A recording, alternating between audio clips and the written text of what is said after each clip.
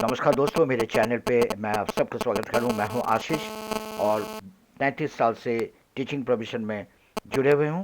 और आज इस वीडियो में बीएड वर्सेस बीटीसी में जो कैंडिडेट्स उलझे हुए इस टाइम मेरिट लिस्ट में किन को इंक्लूड करा जा रहा है, किन को नौकरी मिल रहा है, किन को नहीं मिल रहा है, जबकि सीटेट के न्यू जो एडवर्टाइजमेंट है एलिजिबिलिटी उसमें भी बीएड को बुलाया जा रहा है प्राइमरी सेक्शंस के लिए।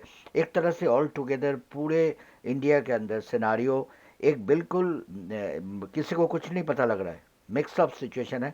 और सुप्रीम कोर्ट में एक के बाद एक रिट पिटिशंस, मिसलेनियस एप्लीकेशंस, आपको पता है जो दो तीन केसेस बीएड वर्सेस बीटीसी के ऑलरेडी फ्लोर में हैं। जबकि आपको याद करा दूं 30 अक्टूबर वाले केस को बाद में रीशेड्यूल करके कल के डेट में रखा गया था। और उसमें वेस्ट बंगाल के अर्नब घोष के यूनियन ऑफ इंडिया अदर्स के साथ जो एक मिसलेनियस एप्लीकेशंस।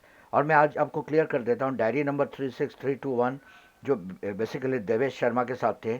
और देवेश शर्मा जबकि उस केस को स्टेटस ऑलरेडी डिक्लेयर कर दिए गए, तो डिस्पोज स्टेटस दिए गए थे। अभी भी सुप्रीम कोर्ट के ऑफिशियल पोर्टल में आपको दिखेगा, मैंने यहाँ स्निपेट शेयर किए।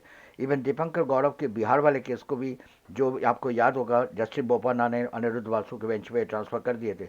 ये दोनों केस के कल हियरिंग थे, बहुत ही इंपॉर्टेंट हियरिंग थे, क्योंकि बिहार के पूरे रिक्रूटमेंट रुके हुए हैं, क्वेश्चन मार्क है। जबकि काउंसलिंग हो चुके हैं, 2 नवंबर को उनको प्रोविजनल अपॉइंटमेंट लेटर भी दे दिए गए। लेकिन ये सारी चीज़ें अब इस पर अटके हुए हैं।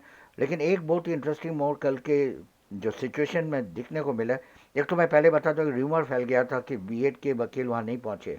अब पता नहीं रूमर कैसे पहुँचे, आइटम नंबर 16 पे रखा गया था। हाँ, एक कन्फ्यूजन इस वजह से हुआ था कि आइटम नंबर 16 को आइटम नंबर 16 के सीक्वेंस में फॉलो नहीं करा गया था।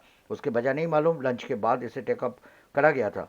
लेकिन वहाँ जो सिचुएशन दोनों केस के, उस केस के, क्योंकि डिस्पोज में जनरली हम ये सोचते हैं, इसके स्टेटस डायरी में आपको डिस्पोज दिखा रहा है, मतलब ये it has been closed. But उसमें एक प्रोविज़न है कि अगर जजेस को लगे उनमें कोई और न्यू डॉक्यूमेंटेशन और सपोर्ट आ जाता है, या कोई और मिसलेनियस एप्लीकेशन आते हैं, इंटरवेंशन आते हैं, तो उसे दोबारा रिकन्सिडर करा जाता है। वही हुआ है।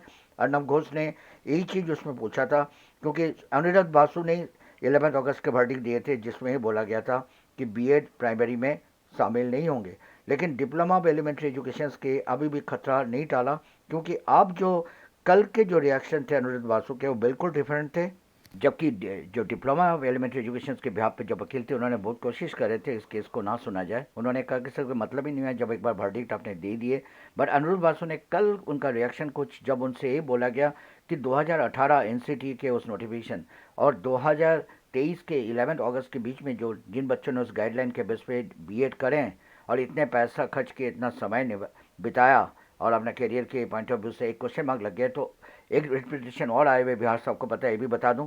फिर अनिरुद्ध वासु ने केस के सीरियसनेस को देख के उन्होंने कहा नहीं, अब इसमें और विस्तृत डिस्कशन चाहिए। लेटर ऑन करके उन्होंने एक स्टेटस दिए कि इसके डिटेल में बातचीत होने और इसकी हियरिंग अभी लंबे खींचने, तब तक रिक्रूटमेंट पे क्वेश्चन मार्क है।